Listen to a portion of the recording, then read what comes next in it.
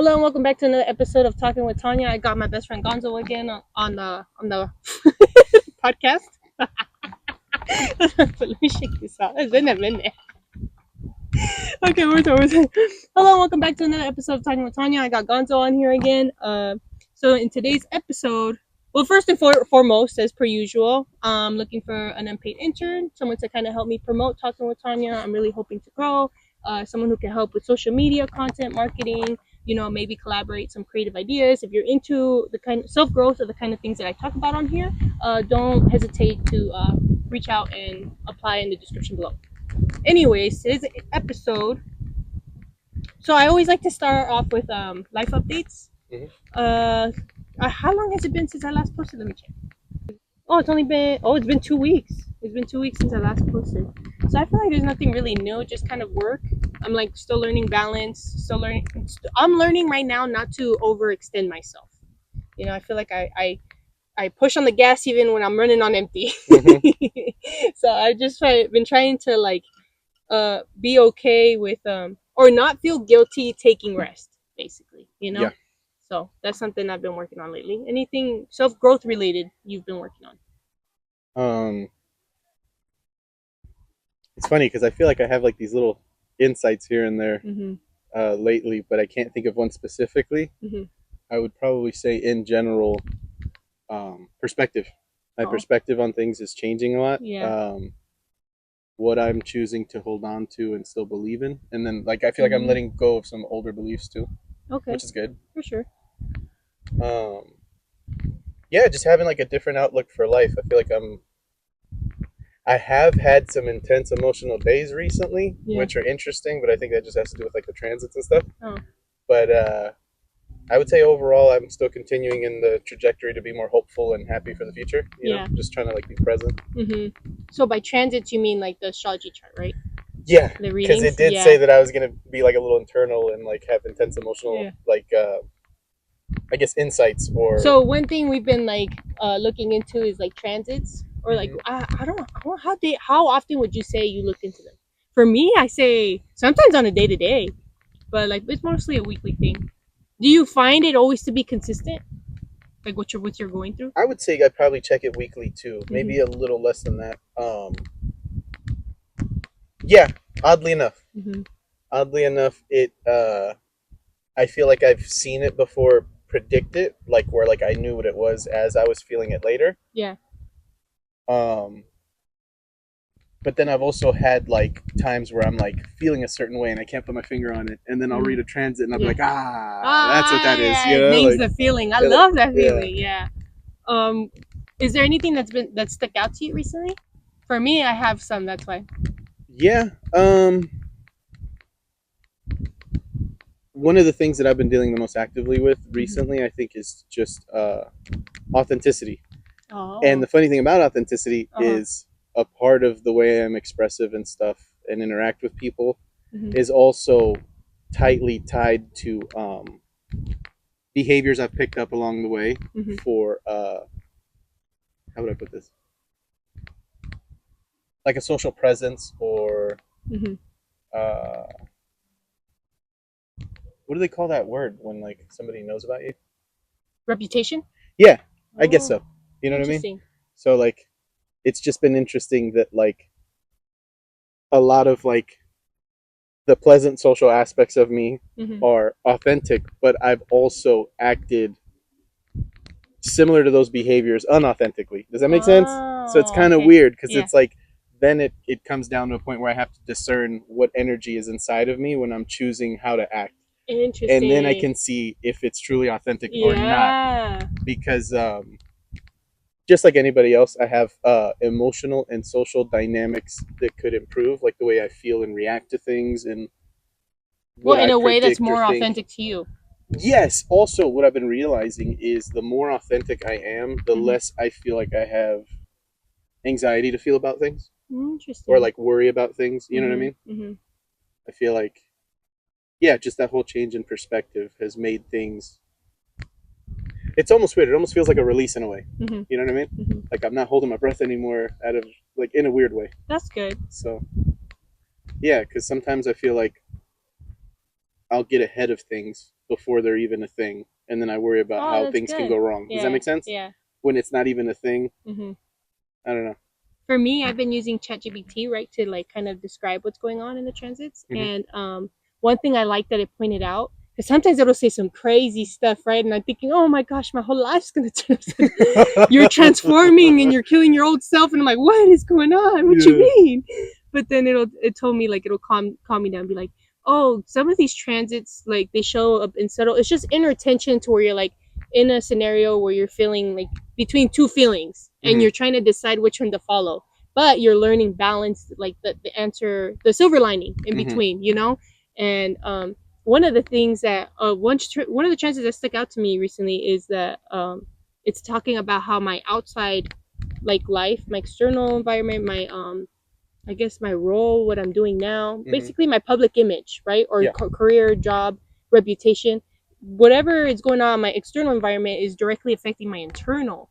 And I have to, like, another thing it said that I have to experience challenges before I'm ready for them. And I was just like, I hate that because I feel what does that even mean, though? Like, the way, you remember how you said, like, you'll feel something and it'll explain it, and then now you know what it's talking about. So like, you have to go through the motions for it to fully the way settle. I feel it when it's describing that is like just having anxiety, or like feeling nervous about things, if I'm gonna do well, and it's like I'm being pushed in like scenarios where, pues a huevo, you have to do it, you know, like you ain't got a choice. So it's just like that's what I was.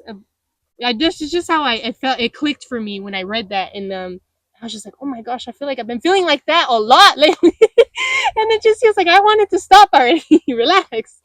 But unfortunately for me, this transit's gonna last quite some time, so I gotta enjoy the ride. Get used to it. I know. You can. Gosh, I do feel like at the very least there's moments in time where I'm like, oh, okay, life is good right now, and then it's just like, something else. Gosh, man. But yeah, so there's that one, and then it also said that I'm like being noticed for the way I speak. Yeah, so that one I thought was pretty interesting. Something I get nervous about is like how I articulate things, and so that's moving on to one of the topics like I have in the outline, is that how expressive is too expressive. So that's something I've been struggling with, because something at work I notice is like I'll try to over explain things, and that is a people pleasing tendency. When you try to explain, there's a difference between just explaining and over explaining, because you want to make sure that the other person is really is understanding why you made the decision. And I guess I'm kind of seeking like validation or approval in that way by over explaining, in a way, you know. And something I have to like learn to get comfortable with is like I don't have to make everybody like happy with my decisions. Yeah. You know, and that's like something that was just like uncomfortable for me for a while, you know, but then eventually I learned to overcome. It's just like, like I said, it's just, this role is like the biggest people pleaser challenge like you could ever take. Oh man, it's been challenging for sure. Yeah. So that goes back to the question, like how expressive is too expressive? There has to be like a way to go about it, because at the same time, I don't know. So like sometimes I want to share to have the other person understand, to kind of give them the chance to, you know, at the same time. I get that. So it's like not the goal to have them, but to give them the opportunity to be able to, you know. I've always felt like in my communication style, when I do over explain, that's a big part of it too. It's like I just want you to be on the same page and see where I'm looking at this from. Yeah, and sometimes I feel like my perspective has so many benefits to it, or like I see this in a way that's going to help you, even it might, you know, beneficial to you, you know. And also, if you understand me to the level that I'm explaining this, then maybe, and if you disagree, maybe you can share some insight with me, you know, because it could be a mutual exchange. From that level, yeah. So sometimes it gets difficult, you know, because it's like you want to help everybody, and I don't know. You know. Yeah, I don't know. It's an interesting topic for me because So how would you teach someone this? If someone said, like, if I came to you and be like, how do I stop over explaining? Well, how do I explain? How do you teach someone how to explain? I'm still figuring it out. Yeah. Huh? If anything, I would say maybe circumstantially, I can be of benefit or of some merit of advice just because it's easier to see things from the outside because it's not for me or of me. But that's why I wouldn't say that like I'm necessarily the best person to come to for something like that. It also comes with experience. The more you do it, huh? Yeah. As long as you become self-aware. Once again, follow with what you're feeling. Because sometimes I feel like you can tell when you're when you're feeling the need to gain their validation. You can feel that. It's like, okay, that's where I stop. I just saw a post on that where it was explaining that over-explaining is a form of begging. Ooh, and I was like, ooh. Yeah, I could see how that's how the energy comes off. You know, like please, please listen to me. And it reminded me of how delivery is such an important thing on social verbal engagements and stuff like that. Yeah, because I remember when I was younger and I was insecure about people paying attention to me, or like I didn't know if I could captivate somebody's attention with something I was saying. Yeah, my tone would naturally get higher and I would talk faster and I would over explain. And every time I did that, I got that like, oh, I could care about what you're talking about kind of reaction. Oh. But oddly enough, I got this idea from a comedian. He had this stand-up bit where he was like, if you feel like you're being ignored a lot and people don't really listen to you, he goes, just try this subtle trick and I promise you everybody will be engaged with you. And he goes, just before you say anything, just do a countdown. And so he'd walk in a room and he would show like an example of like him talking and they ignore him versus he walks up and he's just like 3, 2, and everybody's like, what the, like everybody's like looking at him like what's good? And then he'll just say something and walk away. What the heck? So you applied that? Well, the idea I got from that was if I could be aware of it and get ahead of it, then I could slow down my pace and deepen my voice. So my thought was to go in reverse. And then sometimes even if it's not interesting, the energy of that still keeps them engaged because they're like responding to those cues. So you think you were conditioning people to ignore you when you were... Well, I just feel like it was clear energy to feed off, where it was like, and again, it goes back to like what I've said before about people is like, we're not innately like nasty people, right? Like there's just certain power dynamics that exist for a reason in human psychology or whatever.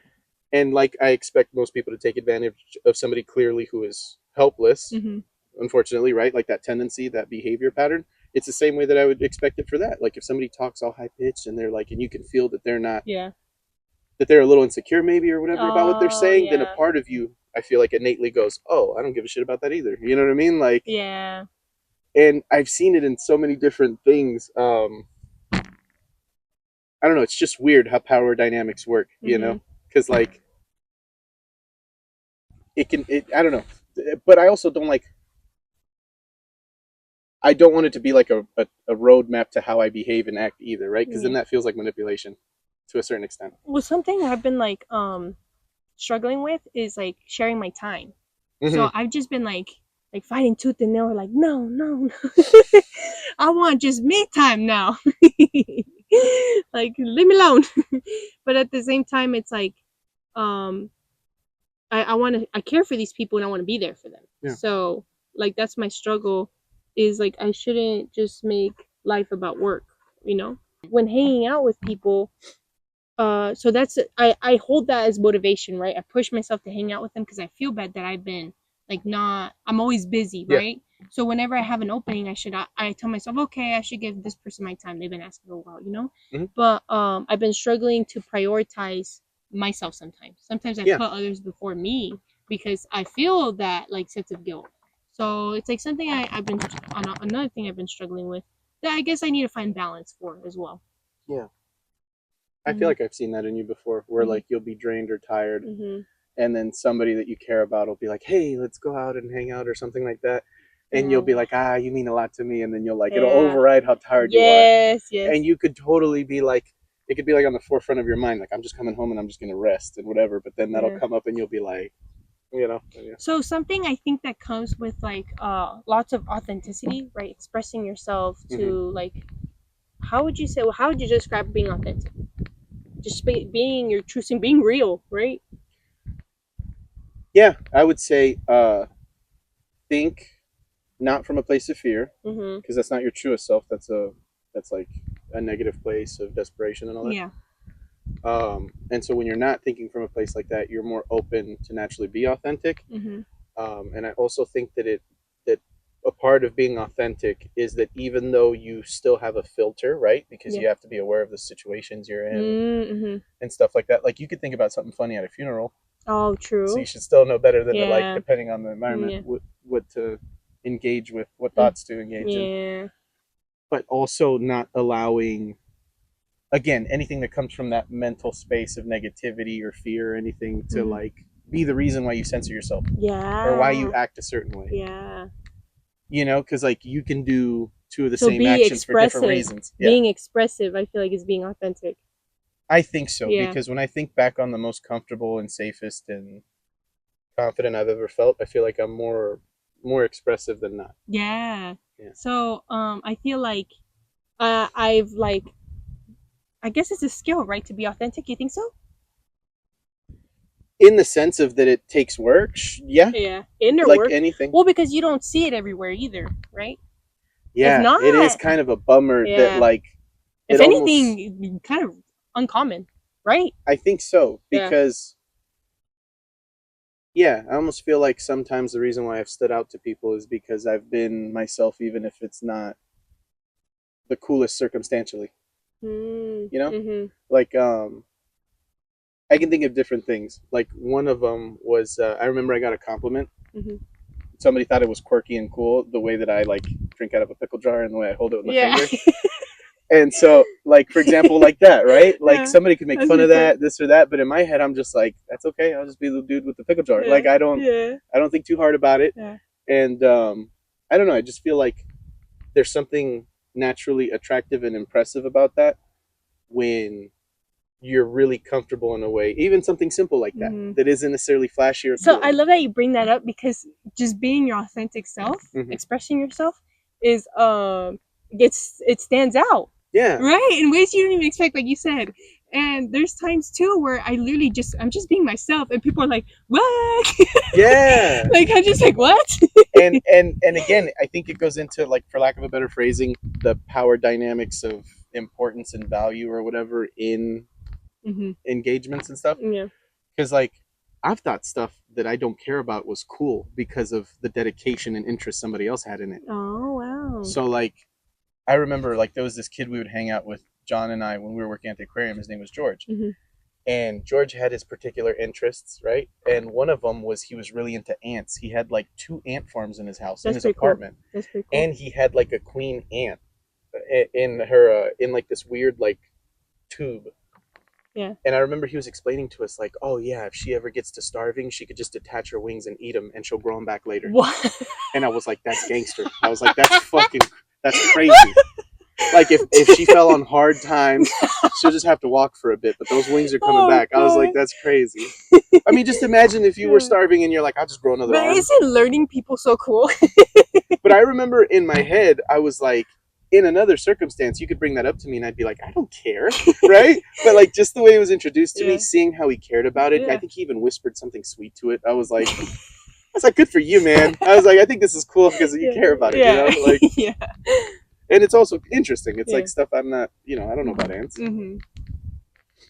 But yeah. Yeah, but what was I going with this? Oh, so I think, so the reason I bring this up is because I feel like when you're yourself and you're expressive, it's very interesting. So I've seen videos explain that thoughts like burn energy. Yeah. So sometimes negative thoughts just take over, like you're like, I guess all of your thoughts throughout the day, right? For some people, I wouldn't say for a lot. A lot of people run through thoughts like negatively in so many different scenarios. On a day-to-day basis that we don't even realize, right? Because we're in the present moment. We're thinking of the next best thing or the next funny joke or living in the moment. But the people who struggle, and I've been one of those people, right? We're just like, oh my gosh, I survived the day, right? Or since they're taking up most of your time, you're not spending that time utilizing it for like positivity or like creative ideas or opportunities or meeting people, that loss is tough, but I also think about like the draining aspect of like dwelling on negativity. Because I've had very interesting experiences delivering from Amazon. I've had days where I'm just upset all day and I'm dwelling on what ifs and old negative things, and like just all day I'm just running like these negative scenarios in my head and focusing on how things could get worse and how things might be bad. And then by the end of the day I feel fried. Like I feel cooked. Like I don't even want to talk to anybody. I just want to like go offline. And I feel that. But I've also had days where I'll focus on positive stuff, and even though I'm thinking the same, maybe even faster, maybe even longer periods of time while I'm delivering, I feel a charge at the end of the day versus feeling like, like just done. Yeah. So, and that's something I learned about myself recently, is when you're in that negative space, whatever, when you're feeling depleted, you're less expressive, right? You start to self-doubt more. For sure. So I think when you're like positive and expressive and in your authentic self, you're opening like doors for opportunities. You're like new realities, right? Like you're seeing life through a different lens. Yeah. And that makes me excited to like, it literally makes me love myself in a way to where I'm comfortable in my own skin and I'm okay being alone, you know? And sometimes I just need that time to recharge. I'm like, I love me too, bro. Like this is why I need my time, you know? Like doing something like this too, I feel like people can't not that they can't. I feel like some people just don't understand like the level of love I have doing podcasting. Yeah. Right? Just being getting home and excited. Sometimes I'll be tired, but I'm like, this is fun for me, you know? Yeah. And it's just like it almost makes you feel like a kid again, you know, if anything. There's a cool, there's a creative process to it. You know? It's funny you say that because like so I remember one of the funniest things my brother-in-law used to say when I was growing up is if I ever did anything cool or funny or remarkable, right? In that moment, he'd be like, "Damn it, Gonzo! When I grow up, I want to be just like you." No. And so I used to think that's funny because this man's like in his 30s and I was like in high school or whatever. And thinking about that and other things I've heard, also the older I get, I'm starting to think one of the things that has led to most of my happiness and the ability to get through hard times is that whether subconsciously or even more so consciously now as an adult, I have tried to keep my childlike spark. Yes. And I've heard tons of people talk about it, like Robin Williams even said it. I saw another actor make a quote like who said something like, "I'm just a child in an adult body." Yeah, and that's how I feel sometimes too. Yeah, that's what Danny would say. He'd be like, "Oh, I'm just a big kid." Yeah. Oh yeah, Robin Williams famously stated, "You're only given a little spark of madness. You mustn't lose it." Interesting. And so I think what he meant by that was that like childlike openness to feeling alive and seeing the beauty in life, and I think that might be one of the biggest secrets to being happy, is that you never lose that aspect, that spark. Yeah. Like you can get older, you know what I mean? Like I could think about like sometimes people define themselves by their looks, right? Like maybe when they're younger they have longer, crazier hair and all that, and then maybe they get older and they get a tighter haircut, or when they're an old man they have a beard, whatever. Like you change your appearance. But I feel like as long as your mind doesn't change in that aspect, like you don't start limiting yourself, you don't start becoming a pessimist or like, I don't know. It's just it's almost like a frequency that we all start out having access to, and at some point we lose our subscription. Yes. And I think that it's like the thing that can make you appreciate the smallest things and also be aware enough to engage in the bigger parts of life. So I think like being like childlike is like our natural. You know, like if we went through life just learning just the necessities and being kind and stuff like that, like we would be childlike as adults, you know, just living life. And I've had a lot of times in life, especially when I was working in Studio City, where people thought I was like 5 to 7 years younger sometimes because of my attitude and my disposition. And that's crazy. At first I was, or like life hasn't touched you yet. That's what it is. I remember thinking in my head like, oh, that's so beautiful, but then a part of me was like, oh, that's dark. Like they just think I'm like naive. Like it doesn't make sense to be this happy or hopeful. Oh, I was like, that's horrible. You're basically waiting for my timer to go off. You're not even thinking about you could be like this. Yes, that's crazy. And so I was just like, it was dark. I was like, and I just remember people making remarks like that and being like, and in my head, I would think about it as silly as being like, I'm never gonna die. Like, you know what I mean? Like in my head, I'm like, I'm never not gonna be lovely like this. Like I'm always gonna have that spark. And I think that it's one of the reasons why I've been able to have really deep and personal connections with people, because whatever that smell or frequency is that they pick up on, whether it might be naive or whatever. The point is, a part of that naiveness also feels safe because it doesn't feel malicious and it feels innocent. Yeah. I think innocence is like a big part of that they pick up on. And so I think that that's awesome because it opens itself to that. You know what I mean? Like it allows people to contemplate and even engage in that environment. Yeah. And so I like that. I've always liked that effect that I've been able to have with people where like they feel a little safer, more comfortable with being more hopeful about stuff. Because I've worked for some successful people that can become jaded in certain ways, and then we'll have conversations, and they'll be like, "Well, damn," and they'll like think about it. Like, I remember one of my bosses. One of my favorite things that she ever said to me. She brought up like a sensitive topic about her family, and I remember the first thing I said was like, "Well, I can kind of see both aspects of it." And I remember her smiling, and she looked at me and she goes, "You know, I love that about you." Where she was like, the fact that I was even willing or open to think about things in different ways. And like even sometimes she would have automatic negative ways to look at stuff, and I'd be like, negligence or his mind being on something else. Like those could all be logical explanations for that interaction you had. It doesn't. People don't always know they're upsetting you. Is what I was trying to tell her. You know what I mean? And sometimes people are so in their own world that like it's the furthest thing from their mind. And with you, it feels like this premeditated, like, you know what I mean? Like that motherfucker, like he knows better. Like, and it's like, dude's thinking about who knows what. He probably forgot about that. And then you're having a bad fucking day and it happens and you're over here like, you know, that means something. He did it to me on purpose, said it on my name and everything. Well, one of my favorite videos I've seen online was literally that. It was like this long-haired nerdy dude. And it was like this kid interviewing people. You know how they go around the mall and they ask them stuff? And so he walks up to talk to the dude, and they're in the mall, but they're kind of a little away from each other, and a dude just walks right through them, even though they're filming. And the guy that's filming this stuff is like, look at this dude, like, right? Like, he's all upset. And the dude drops some knowledge on him. He goes, never attribute malice where negligence or, like, people being internally preoccupied could also satisfy the reason for it. He goes, everybody's in their own world. Right now we can think that he's being an asshole because he just walked through our interview, but he could be thinking about anything. You know, and on a further explanation, like you could think about it like maybe his girl broke up with him today, or maybe he just got evicted and he's in his head. And it's so easy to be like, oh, he's rude, this and that. It means something when he's just caught up in his mind. A lot of people just take things personal. Yeah. Yeah, they attribute malice. Why do you think that is? Where does that come from? Learned behaviors. I mean, people have disappointments, people have wounds, people learn like this is how I need to defend myself. Usually when people act ugly or not pretty, it comes from a place of protecting themselves. It's not just being an asshole for the fun of it. Their image, their feelings. Yeah, I've met some people that can be really hard to deal with, but that's like just the way that they cope with filtering who gets access to them. Oh wow. You know.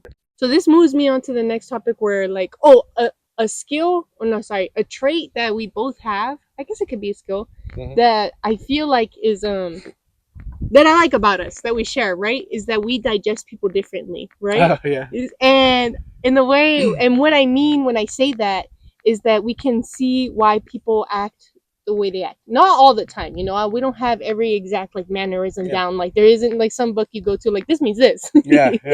But we can like correlate because we've seen these patterns before, and I think that's why it's important to meet so many different people from different backgrounds. Learn about them, learn their history, why they act, they understand them, right? Why they act the way they are. So when you see consistencies, you're like, oh, like you're over-explainer too.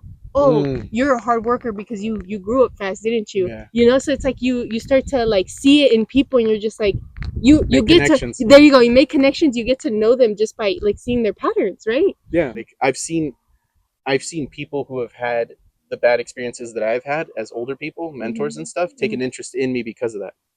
Like they almost want to be what they wish they had for me. Oh, you know what I mean? And I think that's something I notice is those who have like the most humbling experiences are the ones who are a little more empathetic because of those experiences, you know, of feeling those intense emotions of like shame and embarrassment. And I love the motivation of it, that like at your core you're so touched by it, it affected you so deeply that even to a stranger you're like, I don't want them feeling this. Yeah, that's pretty tight. It's pretty crazy. Yeah. something I feel like I started to learn. Sorry, I'm still talking about the same thing, but something I started to learn too in regards to that. It's not always like someone who's like insecure, or at least not in like the sense to where like they don't want to like they want to fit in. It's the sense to where they feel like they have to stand their ground, or like defend their opinion, or like just kind of show where they're coming, prove that where they're coming from. I don't know, just kind of in the sense to where it can get defensive, to where it can be like in a sense to where it's like tension, and I'm like, what, this person maybe hasn't been like heard growing up, or it was overlooked. So sometimes, even, and I think this is important to keep in mind, like those who give you a hard time or are not easy to get along with, like, I just like to stop and think like what made this person like hard. Like, that's what I think. So that's why I like hold space and empathy for people like that too. So I think it's something like, I don't know, just something to keep in mind for just anybody. I just wish more people had that open mindset and more empathy for everybody. Because another thing that stayed with me that I've seen recently, or a while ago actually, but it was a clip from a Joe Rogan podcast. And he goes, it's incredible how your life changes and your perspective when you have children. He goes, when I was younger, I was so hard on people. He goes, I would think, you fucking dummy, and stuff like that about people, like, you moron, this and that. And then he goes, after I had my daughters, I started looking at it through a different lens. He says, now I think, wow, a long time ago, somebody was holding you in their arms. What went wrong? Aww. What led to you being this person? Because at one point, you were a baby with limitless potential. Yeah. And then when you look at it through that lens of empathy, you can look at it almost like that's your kid. You don't want your kid to become that. So then now you have empathy for them because you're like, oh, buddy, like, you went down the wrong road. That actually reminded me of a childhood memory that's kind of like, it sat with me for a long time. I remember, and it like, I got triggered because I saw my niece in a similar situation where she was treated with kindness and compassion. I was like, I didn't get that. So I remember, and I was like, I was little, probably 4 or 5, and I was having like a tea party with my cousins. And I remember I filled the teapot with water to pretend it was tea. Yeah. My mom was mopping, and she's like, I don't want you spilling that everywhere and making a mess, blah, blah, blah. And I was just like, I'll be super careful, please, let me just use it, right? And she dumped my water. She ended up dumping it like twice. And I was like, I remember the third time I was like, I'm just going to keep it super still so it looks clear, because it was like a metal stainless steel teapot. Oh, so you wanted to... So I was like, so it's going to look like there's nothing in there. And I remember she passed the third time, right? And my cousins were boys. I'm surprised they were even participating with me. That's so funny. That's cool. Yeah, but she passed by and she's like, is there water in there? And I was like, no. She's like, let me see, move it. And I was like, because I remember I even told her, look, there's nothing in there. And she goes, move it.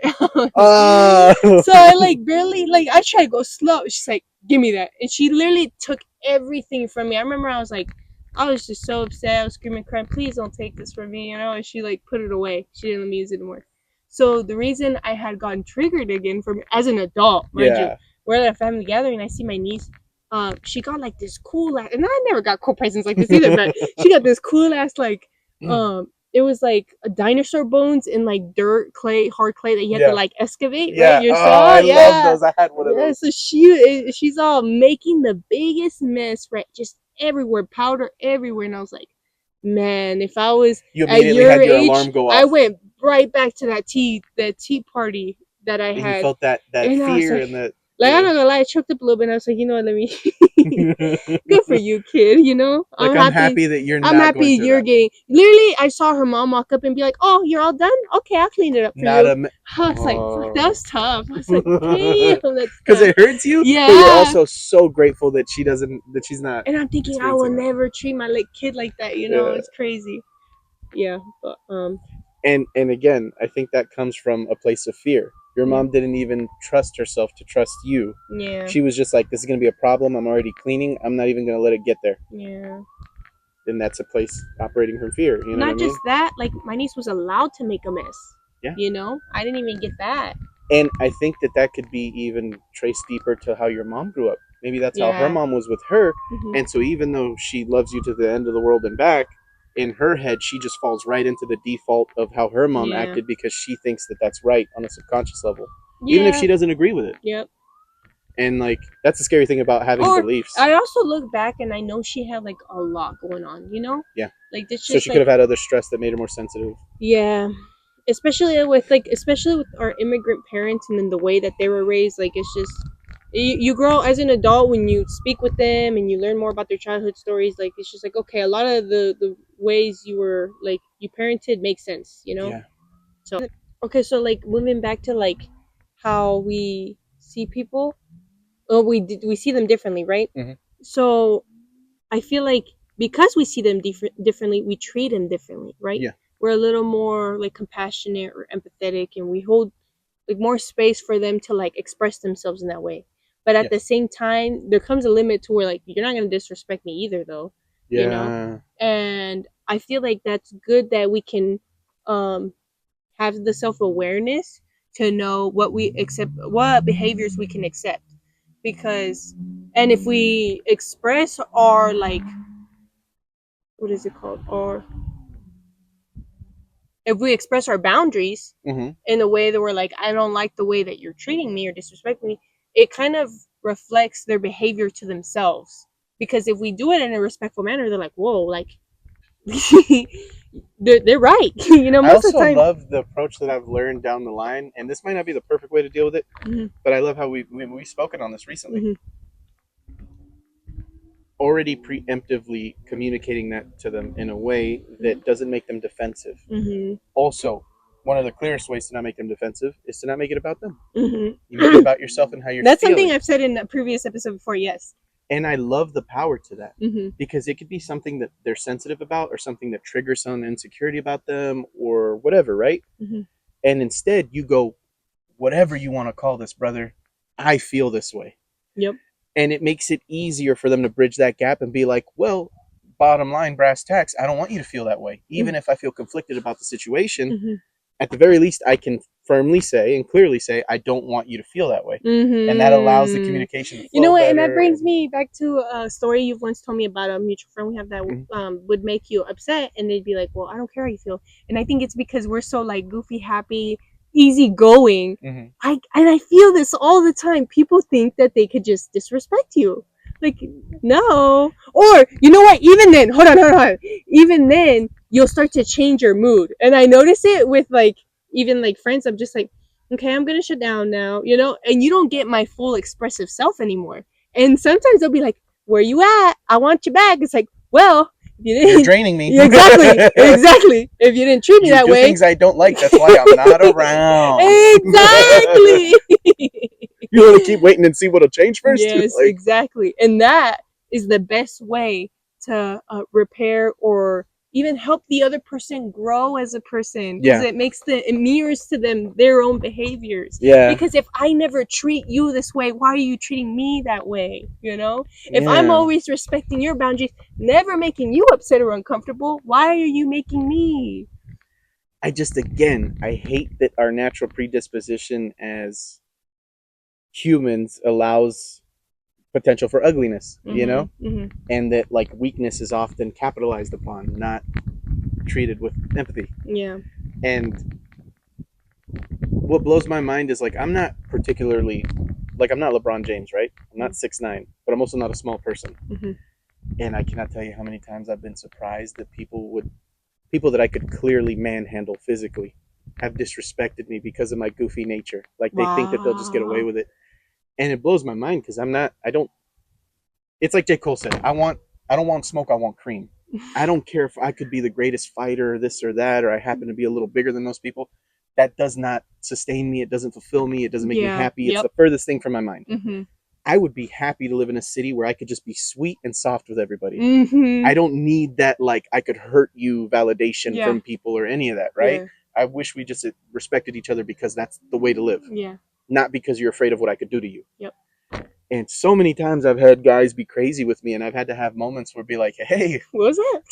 There's two sides to every coin, brother, and I don't think you want to see my other side. You know what I mean? Like, and also the craziest thing is that people don't understand the strength and effort it takes to be a good person, to be sweet. Like, you don't think I get scumbag thoughts? You don't think I have intrusive thoughts? Oh my God. You know, it's funny because sometimes, like, I love that you say that. There's been instances where I'm like, I'm beautiful and nice and sweet on the outside, but I've had like pretty mean thoughts too. I'm like, shut your ass up. Well, it reminds me of another quote, a celebrity quote. Yeah. Keanu Reeves was on a talk show with Drew Barrymore, and they're talking and stuff, and she goes, "So are you a lover or a fighter?" Right, or something cute like that to him, because like he's in John Wick movies and all that shit. It's around that time, and he goes, "Well, can you really be a lover without being a fighter?" And she was like, huh? And he goes, love is one of the most beautiful things, one of the strongest motivations to fight for. Wow. So to truly be a lover, you have to be somewhat of a fighter. Interesting. Just the way that the psychology of it works. And it's funny because I would say most of the times that I've felt inclined to be aggressive or manhandle something or anything like that, right? Like enforce my will upon someone. It's always been through well, not always. When I was a kid, I was figuring shit out. But as an adult, at least I can say I've only ever acted aggressively on somebody else's behalf or out of love. Yeah. It hasn't been just for the fun of the sport of it. You know what I mean? It's been like, you want to be ugly with somebody I care about, I can be uglier. You know what I mean? Like, but I don't know. It's so crazy, and I've noticed it on myself. Again, going back to that person we're talking about, I had that moment where I had that natural reaction of like, shut the fuck up, right? I had that natural reaction of like, I don't like, you know what I mean? Like, yeah. And then, I give myself a moment to think about things, rationalize, empathize, and all that. And then I think about it and I'm like, if I could step back from this, right? This is funny. That chicken sounds super close. It sounded like it was on the fence. Maybe for my fascination with cinema and having seen The Truman Show as a young kid. You remember The Truman Show? Yes, I love that movie. Okay. Well, after I saw that movie when I was like fucking whatever, like 7 years old, I became fascinated with it, and it became like a little game with me. And I think it almost became like a motivation to be a good person too. Interesting. Because I would often think like, what would people like? Even before people were live streaming on Instagram and all that, I would think, what would people think if they had a live stream of me right now? The way I'm sitting here in this office, the way I talk to the receptionist. Oh, okay. Anything, right? Like imagine everybody's always watching me, and they can see it from an outside perspective, and it really gives you a different perspective on things, because in the moment you can get lost with emotion, reaction, and all kinds of stuff. When you can step back and think. Also, I've seen it in movies where like somebody's not their best self in a certain day, and then they fail in interaction, and then it ends up being put in a perspective where it looks more heinous and more. Oh, like if someone posted pathetic. You acting that way. Like imagine you have a bad interaction with a homeless person, and they film it, and now that's what people think of you. Yeah. When in reality, I feel like that would be a good tool to help, mental tool. Yes. To help you when you're about to react in a moment. How would other people think of me if they were watching? And obviously there's the grand aspect of shame and all that, and like that bandwagon effect or perception wise. But I also think about it from a sense of like, how would I want to be represented? Oh, okay, that's how a better question. How do I want to represent myself? That's a better question. What do I want people to feel and think about me after I disengage from this interaction?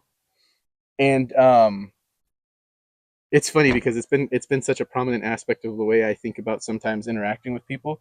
That's why sometimes I even have concerns about why I try to be a good person sometimes. Like there have been times where I'll like try to really get down to the root of why I feel the way I feel. Because as beautiful as it is to try to be a good person, there's something extremely disgusting to me about being that way out of fear of judgment alone. Like when you see all those post-apocalyptic movies, right? The moment that cops aren't a thing anymore, that the government, whatever, then people start being ugly because they don't have any consequences to pay for. I don't ever want to operate from that frequency. Oh, wow. Does it make sense? Yeah. Like, is that why most people are nice? Because they don't want to go to jail? That's crazy. I don't want to be that way, you know? Yeah. So same here. Because we had people tell us crazy stuff. Crazy stuff. Yeah. So something I feel like I struggle with making friendships is that yes, I can be like understanding and caring and compassionate and have so much energy to invest in like your growth and support you and all that, but is it matching is yours but energy towards me matching what I'm putting towards you. Right. You know, so I need that level of reciprocity. Yeah. Ooh, nice. Yeah, I know. I've been practicing that. That was a hard word for a second.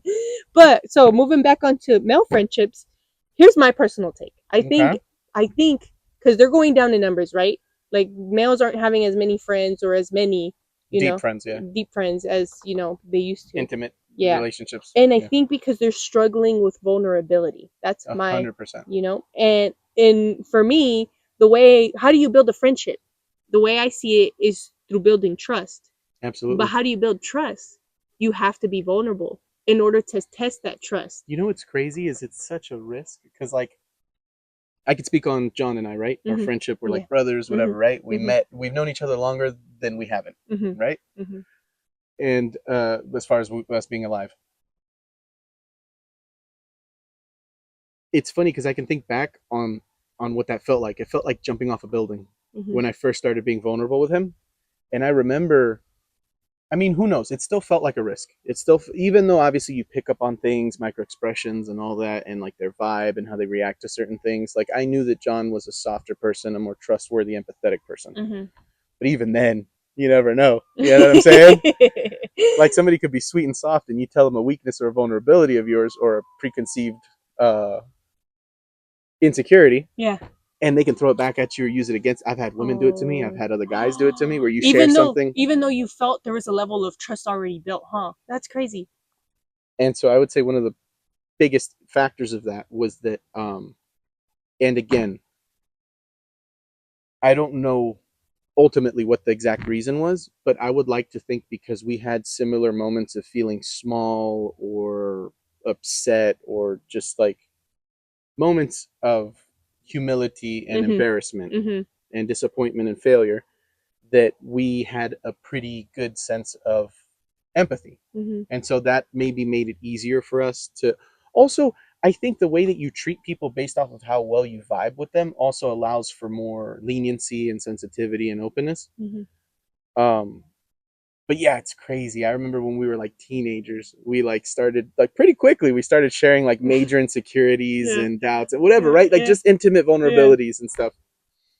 And that's the stark contrast, is that instead of it being ammunition with other people that I don't know as well or can't trust, with him, he would always reassure me and be empathetic about it and tell me to believe in myself. No, that feel good.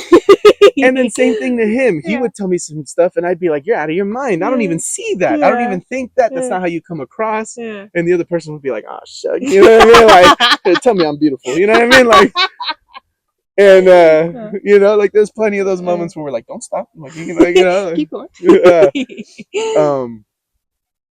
And I feel like that's one of the most beautiful like forms of bonding, and that's what allows like that real brotherhood feeling and like that I'd die for this person. And it's just it's beautiful to see how like the structure of it, the base of it, when it expresses itself, you know, like the gasoline station story and all that stuff. Like there have been a number of times where he's had issues with people that have had issues with me long after I've let go of them.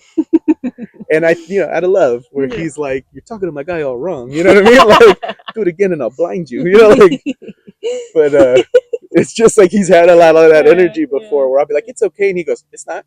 I love something that I share with a lot of the people I'm close with, even family members, is that despite their differences or like, yes, they could be, maybe there's some things you find annoying, like other people, right?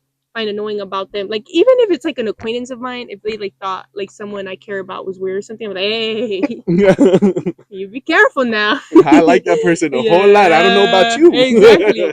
They appear. You still barely. If this is a subtraction. Yeah, exactly. Question. You're the one that gets removed. Yep. Like. And it's like because it's just like if I care about someone deeply enough, you're not gonna. And I just love that the innate beauty of it, that like it's almost like a useful filter, or at least that's how I've taken it. If I can be so in love with a person just by the way they are, and they're like my friend, and like yeah, just that bond, right? That attachment. And then somebody that I don't even really know about comes along and then they have an issue with them. In my head, I logically go, they possess some of my favorite attributes, energy. I Oh, love to be around yeah. them, and you can't get with that. That means you can't get with me, brother. You know what I mean? Like, yeah. I'm not gonna like. Eventually, something's gonna come up to where I bother you. Then. Yeah, because if I like ice cream, I like ice cream, bro. Like, I'm not gonna like cookies because you do. You know what I mean? Like, it's not. I don't know. And I've also been on the other side of that. So that's why I also care about the people I do, because there's reciprocity there too, Yeah. where I know they would like defend me as well. So that, and it feels It nice feels being so good to know that somebody cares about you that way. Yeah, just like Because aw. I feel like when you look at it through your own point, Yeah. it's easy to just be like, well, I already feel this way. I already feel strongly about them. Like, it's easy to you. But then I also think maybe it's tied into the whole self-image thing that, like, it just feels that much more impressive when it's back to you. Yes, yeah. Where you're like, damn. I would say I always had trust in one of my best friends, Desmond, right? Like, I always knew that he cared about me and he loved me. Like, I knew we had a special connection. But I'm telling you, there's nothing like watching him beat the shit out of somebody for you to know that he loves you. He's done that for you? Yeah, remember I told you he slammed that boy? I don't remember this. We were at the basketball court and somebody was getting crazy with me, and he walked up to them, and I had let go of it. I was like, it's fine, it's whatever. And he goes, no. And he walked up and he was like, you either need to apologize or you need to get out of here. Ooh. Like, he was basically telling him, like, you can't just talk shit to my boy and hang out. Like, Ooh. Mountain of a man. And this kid was skinny and short. And I just remember thinking, like, just go away, dude. Like, I know you're in college. You probably feel like you have something to prove, but there's death right in front of you. Like this isn't even, like, there's no you're getting lucky. Like, he'll hurt you with one arm. He probably thought Desmond was bluffing, huh? Could be. Why? He like stood up to him or what? Yeah, he cracked him.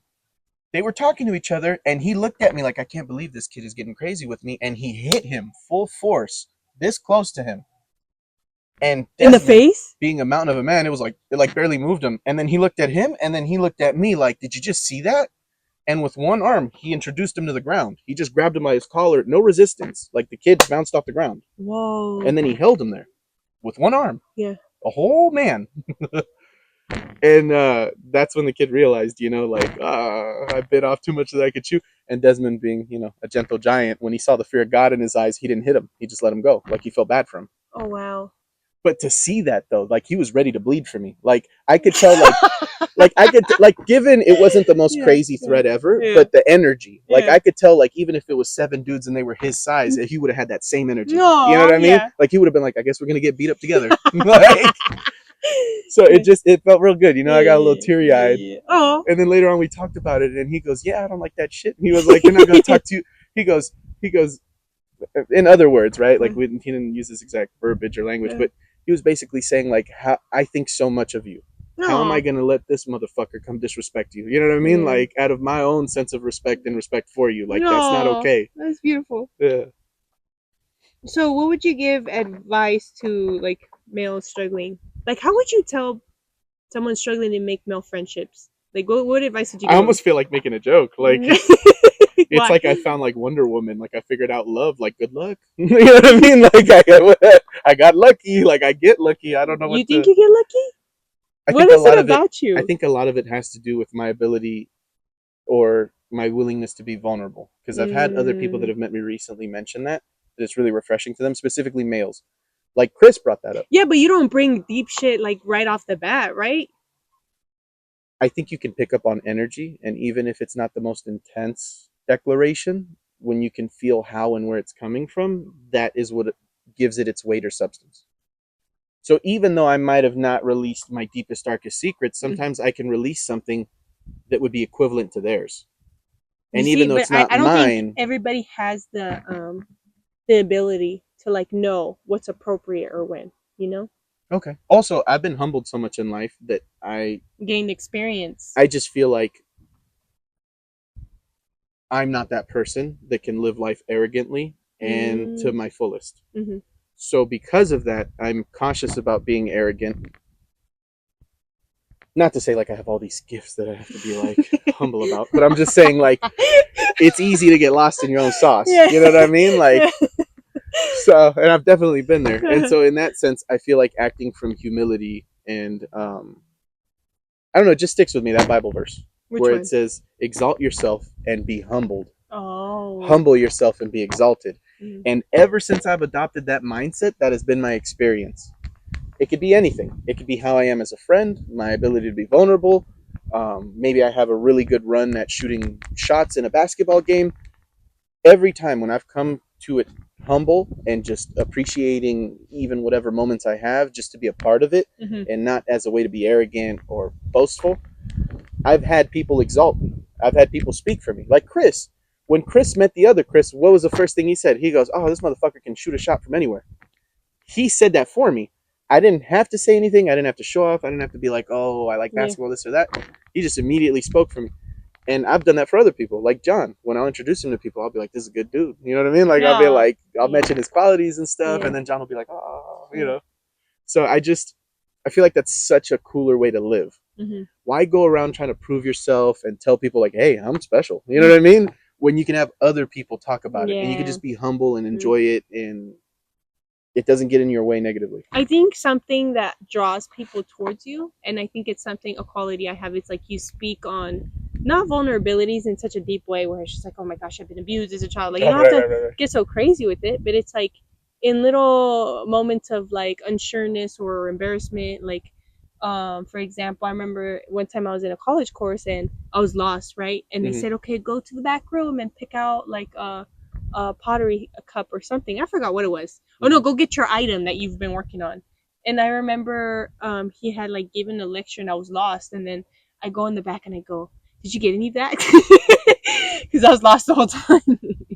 So it's just like expressing that he even goes like, no, I didn't get it. So it's like expressing an inner experience you're having, you know. I feel like we hold back because we're like shy or we're nervous when the person next to you is going through the exact same thing, you know. So you just like speak on it, like if something embarrassing happened or like, you know, also, like for example, I remember like, oh, this is another embarrassing story. I love sharing my embarrassing stories with people because they just get a kick out of it, and it always happens to me. I don't know why things always, like life always has its ways of humbling me. Like I know, like you've been on your high horse too much lately. You need to get humble. You down a level. Literally, so the other day I thought I recognized someone like that I knew, but he looked taller. I was like, "There's no way that's him." And as he's getting closer, I'm like looking at him. I'm like, "Yeah, it's totally him." And I wave, "Hey, how's it going?" He speaks in a whole ass other language. He goes, "Hola." Hola. I was like, oh. I was like, "Lo siento, pensé que eras otra persona." And he just like laughed. Tell me why I like turned the corner and I tripped, bro. It's just like, okay, thank you for that. This went after the other. But it's like, I think it's important to like laugh at yourself, you know, smile. You'd be surprised how much more like it lifts the energy in the room or just to other people when you smile at them. That's the beauty of the unexpected aspect of it, because like I feel like most people, they get scared of vulnerability. They just see how it can be used against them. But in my benefit and in my experience, it's been pleasant. Sometimes it can be disarming. It can make them feel safe, and not just that, it can give them perspective, and even if only internally on their own, make them feel better about other shit. Yep. Like I don't even have to be aware of that. That's your thing. You know what I mean?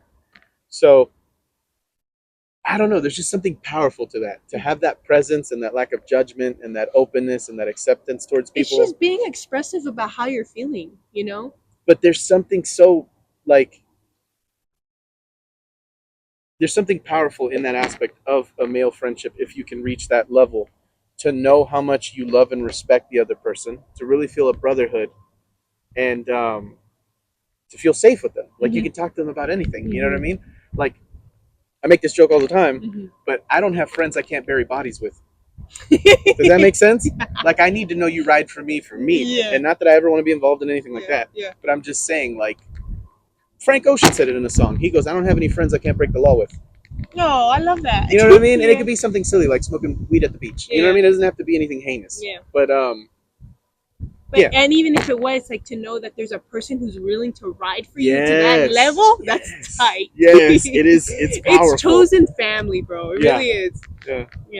Okay, so just a few quick notes that might could potentially help people. It's just something I found is that female friendships are often built through emotional sharing. So which makes sense. You know, women are typically more emotional. Yeah. You know, it's like I felt like I had a rough day.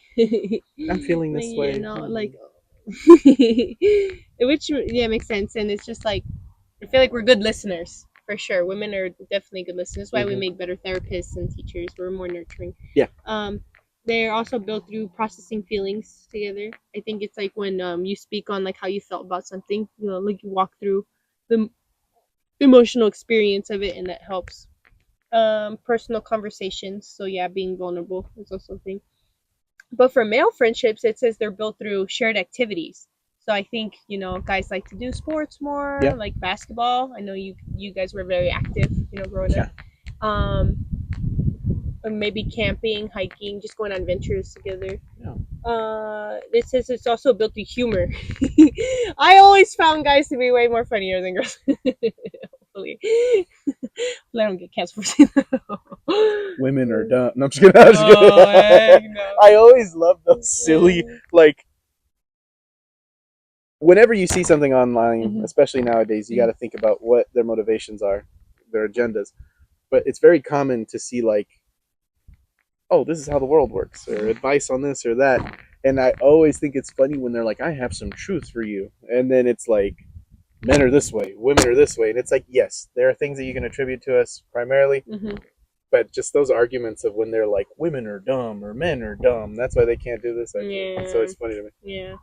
And that's just based on my personal experience. You know, I just happen to get along more with like male. I would say I've always had male friendships more than female friendships, which I don't know why that is for me personally. Maybe because I'm more of a no, I don't even want to say. I was gonna say I'm more of a logical person, but I feel like that's gonna get canceled too. I don't know what it is. It could just be that you're so multifaceted that you can navigate that environment. Because one of the things that I've noticed of myself is that I've never had trouble being friends with women. Like, I've literally been like the least popular guy to guys and hung out with girls. Does that make sense? Now, I don't know what negatively that could maybe be seen as, but yeah, like when I was at college and stuff, like there were certain classes where I only hung out with girls. I didn't talk to any of the guys there, and then obviously I have my friends, but so I wonder what that is. Obviously, I have you guys, and I think why we get along so well is because we can have conversations of like, I think we share this similar sense of humor for sure. For sure. For sure. It's like speaking a language. It just makes sense. Yeah. And I know it feels easy to say that for sure it's the same because I've had similar senses of humor with people, and not everything tracks. Yeah. And like, there have been times where we just have moments where we react to things because of our sense of humor. Yeah. And I feel like we're on the same page. Yeah. Like we're looking at the same angle and the same reasons or why it's funny to us. There's been times too where I've tried to like kind of express that sense of humor to other people or even girls, and it's just like it doesn't land the same. And I'm like, like where are my friends at? And see, what bothers me about those interactions is I get stuck on like, is it that we're not compatible in that way, or are you just scared? Oh, interesting. Like, is this too left field for you? Like, we're not there yet. You know what I mean? Because like, different people joke at different levels. You know what I mean? Yeah. I've met people that the moment they realize that you're not a problem, at least, or that they might get closer to appreciating your presence, they can cut loose and make vulnerable jokes or intimate remarks. But I think it depends on like their approach and how they protect themselves socially, maybe. Because I don't know, I just like that. I kind of like when it's like easier and more upfront. You know, I feel like I've always responded well to people letting me see a little bit of their crazy side of their sense of humor, or being blunt about something, you know? Like, I'm more like, I feel like I could trust you a little more. Yeah. I like this. Like, even if we're not like 100% compatible and everything, like, I just like that vibe. I like that. Yeah, same. Okay, so this is like the last kind of topic that I have, you know, to kind of wrap things up, is like, so I feel like where I'm at in life, I'm kind of proud of myself. You know, I feel like I'm accomplishing more than I ever thought possible. You know, I'm not like some big like fancy job title or anything, or like have like some fancy car or lots of money. None of that. But I feel like I just who I am as a person, how I've developed, the qualities that I have, and that I've built, and I'm still building, continuing to build, and just capabilities of being able to like multitask and handle like high levels of pressure and stressful environments, and just like navigate different people and different dynamics. Like I've impressed myself, you know, and something I wanted to like touch on or say is that I was scared for the longest to reach where I am now, or to be in the position that I'm in for the longest, and I would purposely prevent myself, subconsciously of course, from getting there, because I wanted to create any reason not to get there, like to have it as an excuse to not be in that position, and to have the challenges that I'm facing, and being able to navigate all the things that I am. But like I said, I finally overcame my fears and decided to just push myself, and the fact that I'm here and doing it, it's like wow, like this whole time I was holding myself back, Yeah. and I'm seeing the how capable I am. And it's unfortunate to see, but sometimes people go their whole lives letting fear hold them back. They never get to walk through that door. They don't know what's behind the curtain. Yeah, and not see that they're capable of great things too, It's funny that you say that, because I've one of like the quotes that has haunted me as like a young man hearing it, like wisdom from an older man.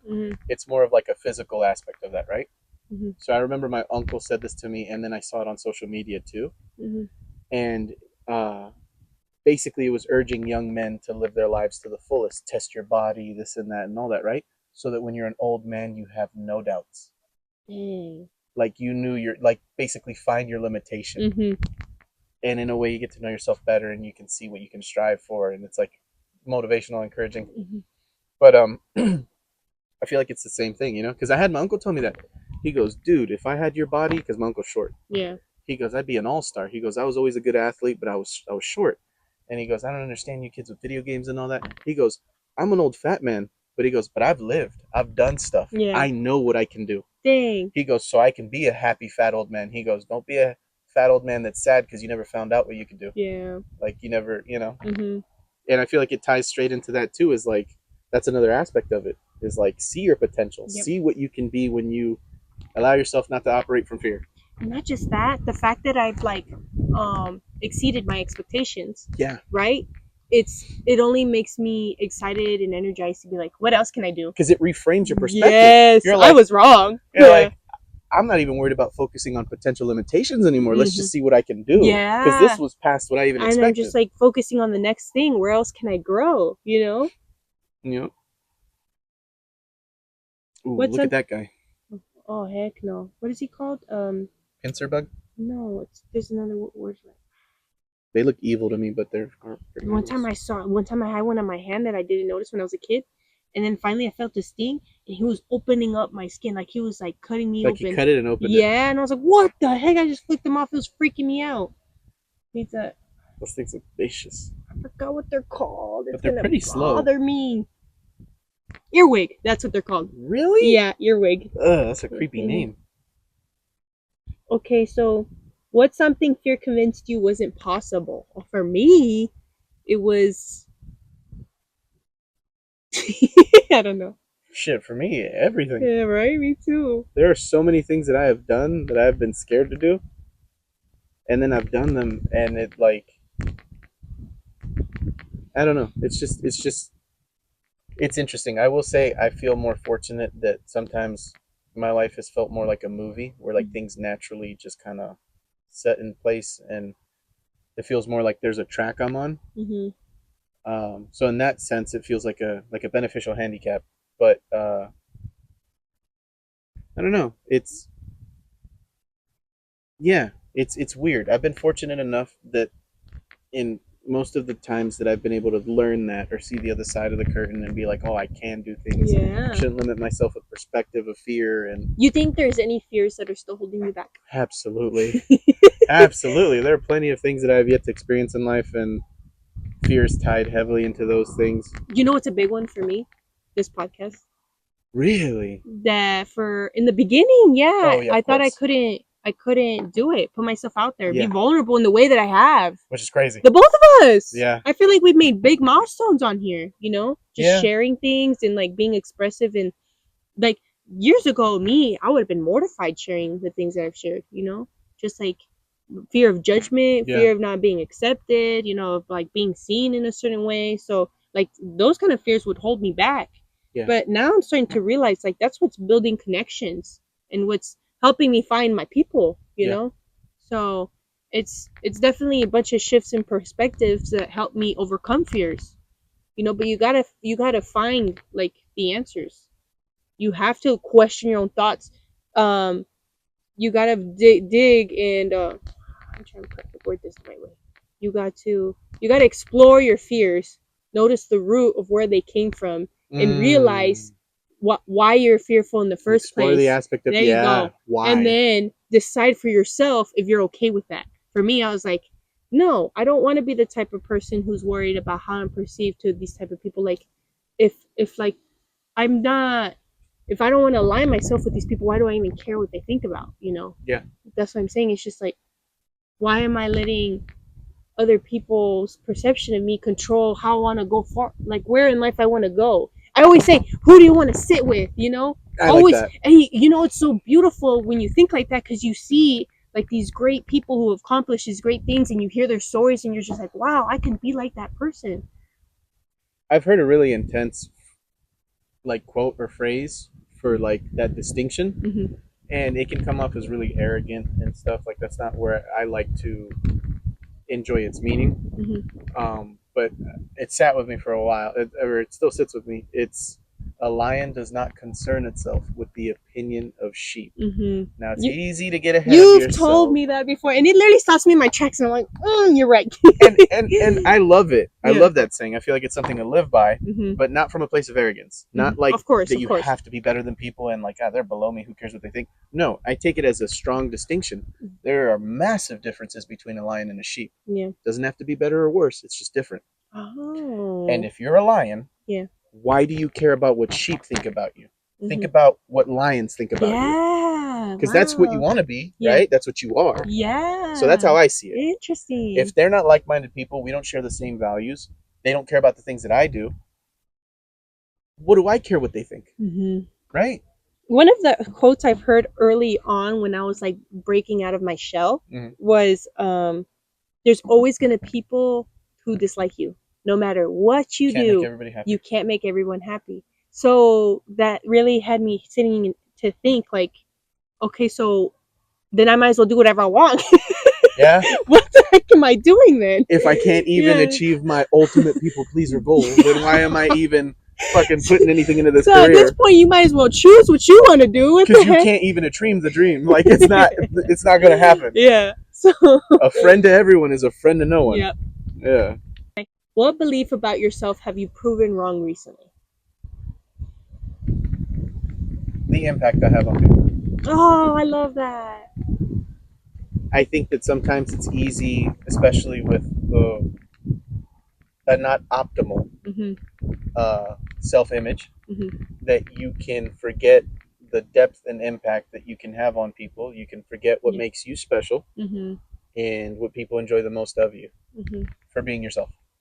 So in that sense, I would say more recently, I have realized how special, fun, and magnetic I can be to some people, if that makes sense. Yes, no, it does, 100%. I'm glad you realized that too, because it's so easy, and I can relate to that. So something I've actually realized recently is to not discredit all the hard work I've been doing, or the accomplishments that I've made, just like in self-growth, and just like how I'm presenting myself as a person, in confidence and leadership qualities, and just caring about others. Like, I feel like all the fast growth I've been making, it's always because I have the mindset and the mentality like, what's next? What's the next thing? What's the next thing? And I never, or I struggle to stop and think, wow, like I've come so far, like celebrate a little, like I should be proud of myself, like sit in it. And I feel like sometimes I struggle with that for some reason. It's like that feeling of like, no, it's not enough. What's the next thing? What's the next thing? And like I said, it's something I'm working on, and I just need to just sit and just enjoy it, It's funny because I feel like, even though that could be a negative dynamic for you internally, it comes from a beautiful place, because it's your sense of care, your interest in, your consideration and everything, right? And so that's why I feel like sometimes, even though you could be so much more graceful with somebody else who's doing the same things, in your head you have like this filter that's like, I need to try higher, I need to be almost like the standard, if that makes sense. Like, and I think it ties back into the whole self-image thing, because I've even experienced that from a more intense emotional aspect, right? Where like vulnerabilities, failures, not optimal things, right, have made me very harsh on myself. But then I'll stop and think that's not at all how I would engage with somebody else. I would have a different sensation of hope. I would have way more empathy and grace with that person. I would believe in them. I would build them up. I wouldn't use it to tear them down as I might with myself. Does that make sense? Yeah. So. Yeah. There's like definitely been questions like ChatGPT will ask me because I'm always like looking into my thoughts or questioning my thoughts and like getting reflected back to me, and it says, why do you give other people more grace than you give yourself? And I'm just like, okay, I'm sorry. It's crazy. And I think a part of that comes from because I'm more understanding than they are, and I feel like they're not, other people wouldn't give me that grace, you know? So that's why I feel like I get hard on myself, but like I shouldn't, you know? I think my actions reflect my character enough to where like if people get upset or change their opinion on me off of some simple mistakes, then, and don't even on top of that, and don't even let me explain myself if it really upsets them, then those people are not meant for me, you know? Yeah, I think that's a fair assessment. So I think I need to just like let go of the weight of their emotions in that sense. Like, why am I carrying that, you know? So I just gotta be okay with like letting the people who are not meant for me walk away, you know? Yeah, and then it's funny too because like I don't know, I try to think about all the aspects and angles, well not all, but I try to think about multiple aspects and angles of why I might feel something, right? And so before we were rudely interrupted, before I was assaulted. Anyways, that's gonna pretty much wrap up today's episode. You know, hopefully we got some good insights. Hopefully, I think my goal is just to help shift perspective to people. You know, because perspective goes a long way. It can really change the your whole experience, trajectory of your life. You know, but yeah, thank you guys so much for listening. Thank you for watching. Take care of yourself. Peace out.